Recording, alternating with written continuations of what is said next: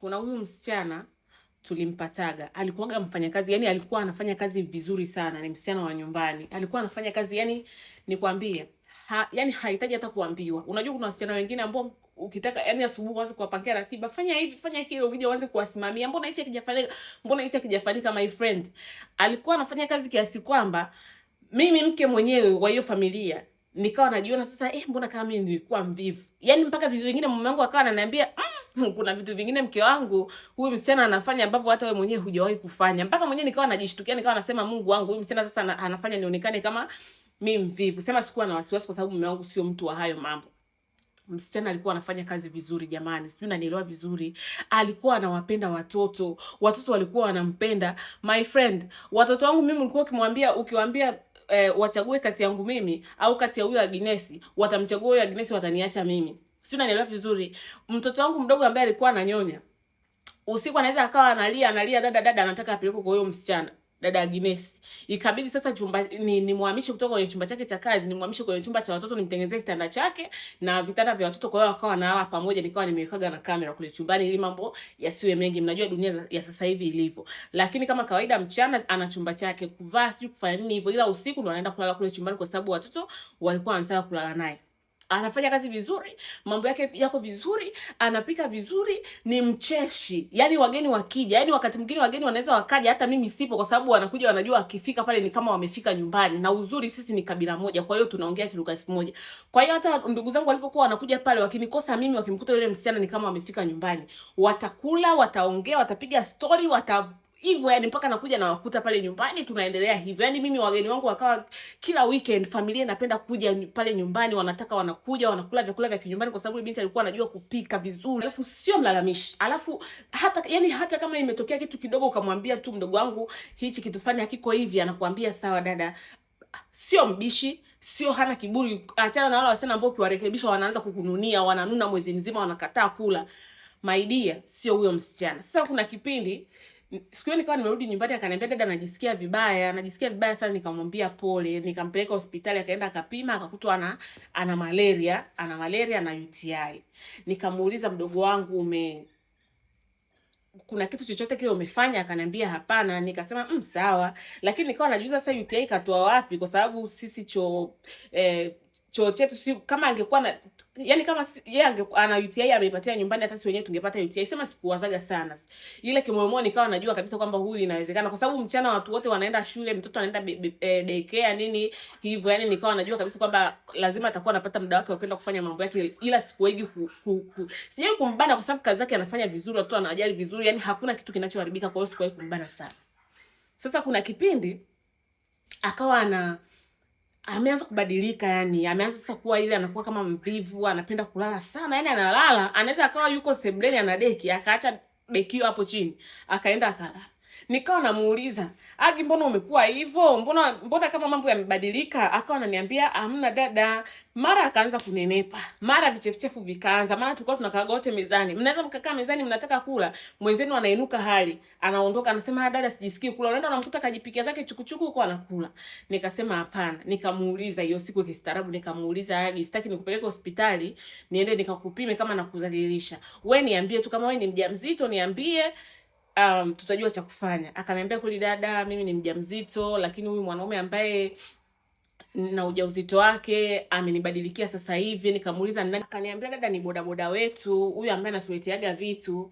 Nikampigia simu yule kaka, nikamwambia kabisa kwamba binti yangu bwana amesema kwamba kuna 1 2 3 na wewe mwenyewe umekataa.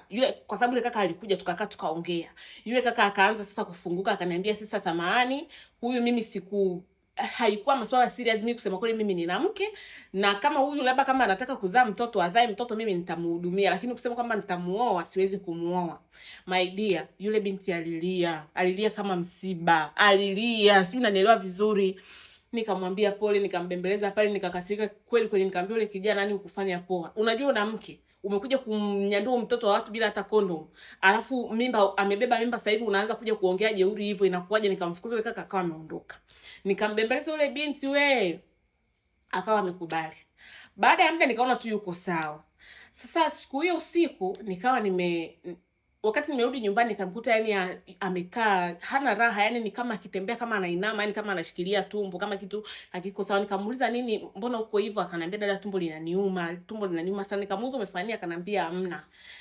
Wakati nimeenda ndani, kesho yake akaja akaniambia, dada, naomba kesho niende nyumbani mara moja, naomba nitakaa hata wiki, nitakupigia simu nitarudi. Nikamwambia sawa, kwa sababu unajua sasa ni mtu ambaye alikuwa anaumwa, afu alikuwa ni kama alikuwa anaongea kimsisitizo, yani kwamba yani kama kuna kitu ambacho hakiko sawa kabisa yani.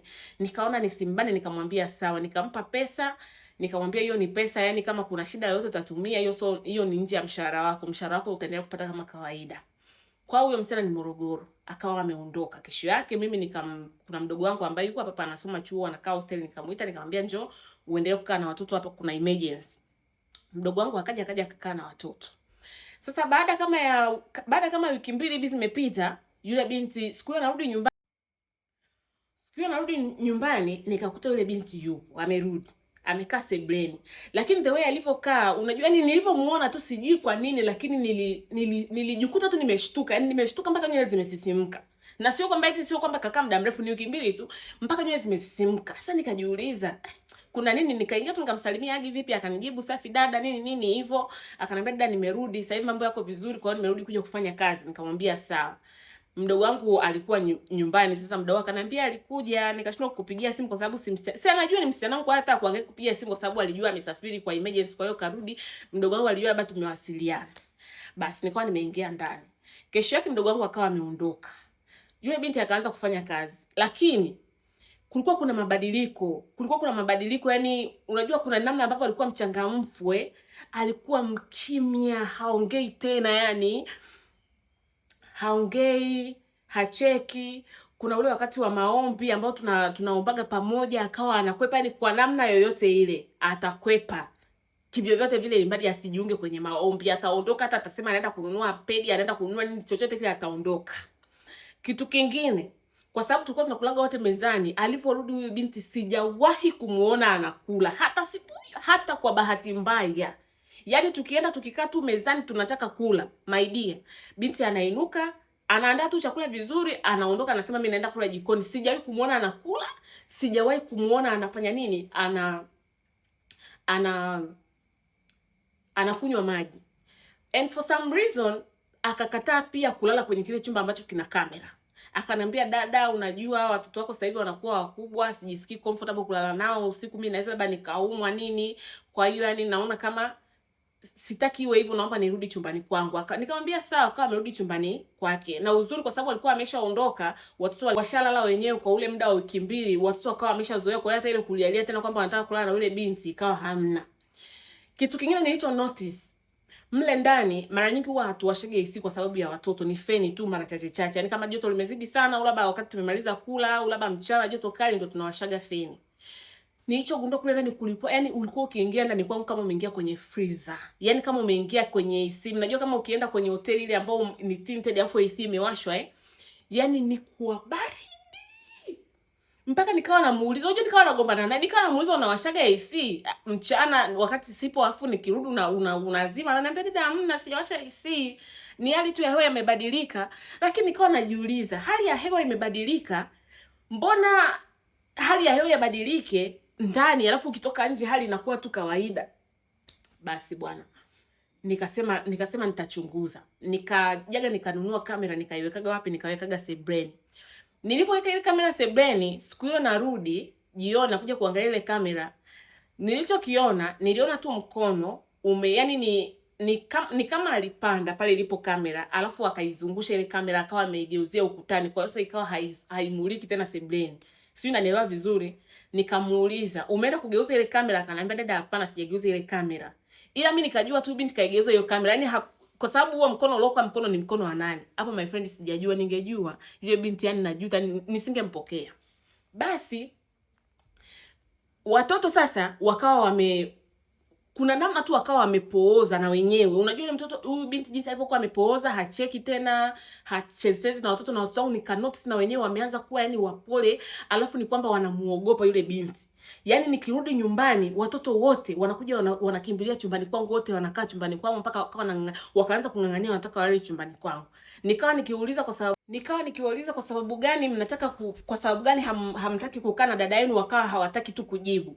Sasa kuna siku usiku, kwa sababu kamera nimeiweka chumbani kwa watoto, ile kamera jinsi ilivyo. Kwanza ngoja niwaambieni, ile kamera ya sebleni sikuhangaika nayo tena, hata kupanda kwenda kuirudisha. Nilimwambia tu mume wangu akaniambia, usihangaike nayo. Kwa sababu gani? Labda binti, unajua anataka privacy, unajua anaona labda tunambana bana sana, na uzuri kazi yake anafanya, kwa nini unaendelea, kwa nini tuendelee kumbana? Na ukiangalia bili ya umeme haikupanda. Yaani kama yeye alikuwa anawasha AC, bili ya umeme ipande, haiwezekani, lazima ipande. Sasa bili ya umeme ikawa hata haijapanda, yani iko vile vile, tunalipa vile vile. Kwa hiyo tukaona tusihangaike. Ila sasa mimi nikawa sasa hapo nina wasiwasi, kuna namna ile yako ilikuwa nzito sana, yani kuna namna ambavyo hata tukikutana macho kwa macho na yule binti, mwili unajikuta mwili unasisimka mpaka nywele zinasimama.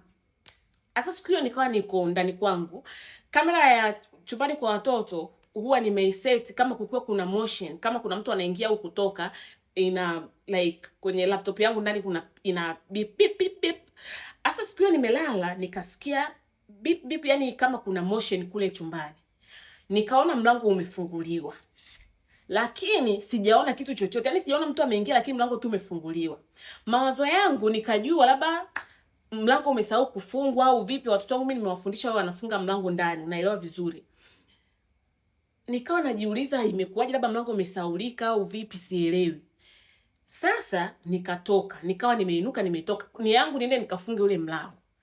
Nimetoka naenda pale chumbani kwa ule mtoto, chumbani kwa watoto wangu, nikamkuta ule binti kasimama pale chumbani kwa watoto wangu. Vitanda vya watoto wangu vimepangwa sehemu moja, yani kwenye ukuta vimepangwa vyote hivi kwa pamoja. Nikamkuta amesimama pale kwenye mbele ya kile kitanda cha watoto, vile vitanda vya watoto, anawaangalia. Alivyoniona, yani nice, sio alivyoniona, sio kwamba aliniona, unajua mtu akiwa anakuja nyuma yako lazima utafeel. So I know kwamba alifeel kuna mtu ambaye yuko nyuma yake. Unajua aligeuka ile, alafu akaniangalia usoni hivi, hapepesi macho, yani ni hivi. My friend, nikamuuliza, nikamuita, we Gladi, ndo akashtuka. Dada samahani. Nikamuuliza unafanya nini chumbani kwa watoto? Akaniambia hamna, nilikuwa nimekuja kuangalia kama wamelala vizuri. Nikawa nimetoka nimeenda nimemwambia haya basi waache walale, usiwasumbue. Akawa ametoka ameenda chumbani kwake. Mimi nikawa nimeenda chumbani kwangu. Maana mume wangu alikuwa ameamka. Akaniuliza nini, nikamwambia nimemuona Gladi alikuwa akasimama mbele ya watoto. Mume wangu akaniuliza kwanza, kwa nini ulikuwa unaongea na nani? Kwa sababu nimekuona unaongea peke yako pale. Nikamuuliza nilikuwa naongea peke yangu, mbona nilikuwa naongea na Gladi? Gladi alikuwa pale chumbani kwa watoto. Mume wangu akanambia hapana. Tukarewind ile video. My friend, kwenye ile video, kwenye kamera imeninasa mimi peke yangu. Niko peke yangu naongea peke yangu. Pale aliposimama yule Gladi hayupo. Sijui unanielewa, haonekani. My friend, nilishtuka, kuna kama kaubaridi kakaniingia. Mume wangu, yani nilivyomwambia hivyo akaniambia mke wangu labda utakuwa una usingizi, umeinuka labda una usingizi. Nikamwambia mume wangu sina usingizi, nilikuwa naongea na Gladi. Sasa mume wangu alivyoona niko serious, anavyoona macho yangu yako serious, akaona kabisa kwamba kwa msisitizo kweli ninachoongea ni cha ukweli. Tulijikuta tunainuka wote kwa pamoja. Tukatoka tukaenda sasa chumbani kwa yule Gladi kwenda kuangalia, sasa kumuuliza like what the fuck, yani uko chumbani kwa watoto, mke wangu anaongea na wewe, alafu wewe unaelewa vizuri. My dear, tukatoka tukaingia chumbani kwa yule binti. Kwanza tulipoenda tukafungua mlango, yani jamani ni kama yani ushakufunguaga freezer, ule upepo unaokupigaga ule upepo wa baridi, na kwambia tukapigwa na upepo wa baridi vupi, yani mpaka tukarudi nyuma, na kwambia ni baridi, kuna freeze, ni baridi, sio unaelewa vizuri. Alafu kuna harufu mbaya, sio unanielewa, harufu mbaya. Samahani kwa watu ambao mshike kwendaga mortuary au mshapitaga karibu na mortuary, kwa wale watu wa Kristo ambao wanaendaga kuagia sijui hospitali labda Muhimbili sijui wapi, mnakuwa mmekaa karibu na mortuary. Mungu anisamee wote tutaenda huko, lakini kuna ile harufu ambayo inatokaga ile, yani kulikuwa kuna harufu kama ya marehemu. My friend, tunafungua mlango, binti hayupo. Tukaita na kwambia tukaangalia wapi, tunaangalia nyumba yote hamna, milango yote imefungwa. Kwa hiyo yani hakuna, yani kwa ile muda ambao tumetoka chumbani kwetu kuja sebuleni, ni ngumu sana kwa yule binti kuwa katoka nje. Milango yote imefungwa na imefungwa kwa ndani. Tukaangalia kila mahali, hamna. My friend, tulienda tukakaa kwanza, hatukujadiliana, hatukuongea chochote kwa sababu yani sasa I think mume wangu alikuwa anajua kinachoendelea kwenye kichwa chake na mimi najua kinachoendelea kwenye kichwa changu. Yani ninakwambia hivi, unaomba Mungu kisiwe kitu unachokifikiria. My dear, usiku ule ule tukajaribu kumpigia mama yake kwa sababu nina namba ya mama yake. Alijaribu kumpigia mama yake akawa hapokei, nikajua huyo atakuwa tu amelala. Asubuhi naamka asubuhi nikakuta simu imeshaita. Nikapiga, ni mama yake yule binti anapiga. Sasa hapo unajua hatujaenda hata kazini, tumeomba ruhusa. Yani tunajiuliza what the fuck is going on, kwa sababu yani hapo sasa hakuna maelezo ya kitu ambacho kinaendelea. Nikampigia simu mama yake. Mama yake akapokea simu. Somehow ni kama alikuwa na hasira, yani alikuwa anaongea kama mtu mwenye hasira. Akauliza, kwa hiyo leo ndo mnapiga simu? Kwa hiyo leo ndo mnapiga simu? Nikamuuliza, mama, leo ndo tunapiga simu, unamaanisha nini? Akasema, bwana sema ulichosema. Yani binti mmekaa naye miaka yote, baada ya kuona anaumwa mkamfukuza mkamwambia aje huku kijijini ili aje afie huku kijijini. Nikamwambia mama, hakuna. Binti aliondoka hapa nyumbani akaomba ruhusa, akasema anakuja nyumbani mara moja. Ni kweli alikuwa anajisikia vibaya, nikampa na pesa, nikamwambia twende hospitali, akakataa, akasema anakuja kujiangalizia nyumbani. My friend, sikuwa nimejiandaa kwa kile yule mama alichoniambia. Yule mama akaniambia, binti yangu amekaa kwenu, amebeba mimba, mmejua. Halafu baada ya kutoa hiyo mimba mkamwacha akaja huku kijijini, mimba ikaja kumuulia huku kijijini, mlikaja kumuulia huku kijijini. Mlishindwa nini kumsaidia huko mjini? Kuna hospitali nyingi, mkamwacha akaja huku kijijini ambako hospitali ziko mbali. Hapo anaongea huko analia.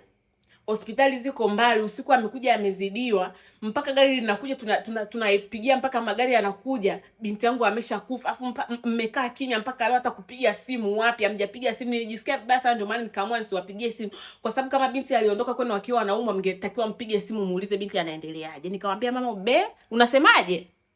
Hapo nimeweka loudspeaker, mume wangu anasikia. Mume wangu kakaa chini anatetemeka. Sija kumuona mume wangu anaogopa kiasi kile. Alikuwa anatetemeka, unamuona kabisa anatetemeka hivi. My friend, nilikuwa natetemeka. Nilikuwa naogopa. Jasho linanitoka. Sijui unanielewa vizuri. Nikamuuliza, mama amekufa? Gladi amekufa? Ananiambia ndio, Gladi amekufa. Mbona muda mrefu alipokuja kijijini alikufa? Kwa nini unauliza hivyo? Ndio leo unauliza wewe, ndio leo unajua. Nikamwambia mama, Gladi mbona alirudi baada ya wiki 2? Alirudi na alikuwa anafanya kazi. Jana usiku kuna kitu cha ajabu tuliona, ndio maana tukaamua leo tukupigie simu, kwa sababu jana usiku hicho kitu tulichokiona tukamuelezea, akawa hatukumuona tena. Ni tukaja kumtafuta tukakuta hayupo, ndio maana tukaamua tukupigie simu, labda kaudi kijiji. Mama akauliza, nyinyi mmechanganyikiwa au mmenipigia simu kwa ajili ya kuningonga? Mmenipigia simu kwa ajili ya kunikumbusha machungu ya mtoto wangu au vipi? Maana mtoto wangu ndio mtoto wangu wa pekee, ndio mtoto wangu alikuwa ananitafutia kipato, mtoto wangu ndio alikuwa ananisaidia. Mmenipigia simu kwa ajili ya kuningonga?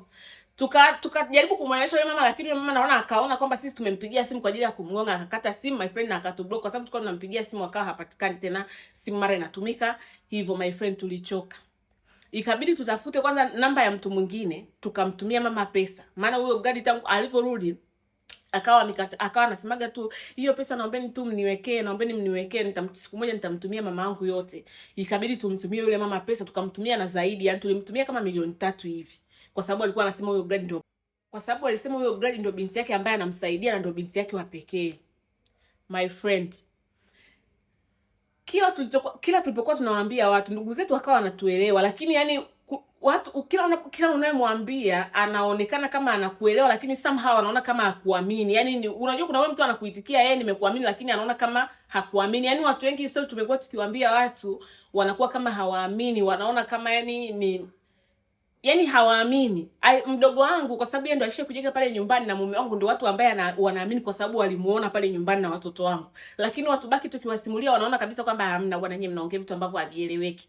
My friend, na for some reason ile asubuhi tulivyoamka baada ya binti kupotea, ile asubuhi tulivyoamka nyumba ikarudi kwenye hali yake ya kawaida. Yaani ule uzito uliokuwepo, ule baridi uliokuwepo, vyote vikapotea, nyumba ikawa iko sawa, nyumba ikawa iko tulivu, tukawa tuko sawa kabisa. Yani na watoto wakarudi kwenye hali yao ya kawaida, wakachangamka. Tena wakaanza kuuliza mama, wakaanza kusema mama, si hatumtaki tena Gladi, tutaki arudi. My friend, nilichoka. Sio, unanielewa vizuri, nilichoka. Siku hizi nikipata msichana wa kazi akija, nataka nijue ndugu zake, niwe naongea na ndugu zake kila siku, niwe nawapigia simu hata baada ya wiki niwaulize ndugu yenu hajambo, nijue tu kisije kanikuta tena hicho kitu kilichonikuta. Maana yake yani sijawahi kusahau watoto wangu mpaka leo, sijawahi kuambiaga kilichotokea, japokuwa mmoja na miaka 12 labda anaweza akaelewa, lakini sijawahi kuambia kilichotokea kwa sababu sitaki kuwatisha watoto wangu eti kuambia mlikuwa mnaekaa na mzimu ndani. Hapana jamani, hii story nimesimuliwa, nimeogopa. Leo sijui kama nitalala. Kwa hiyo kama nisipolala, nyinyi ni wakina nani mlale, na nyinyi pia hakuna kulala. Tukeshe wote.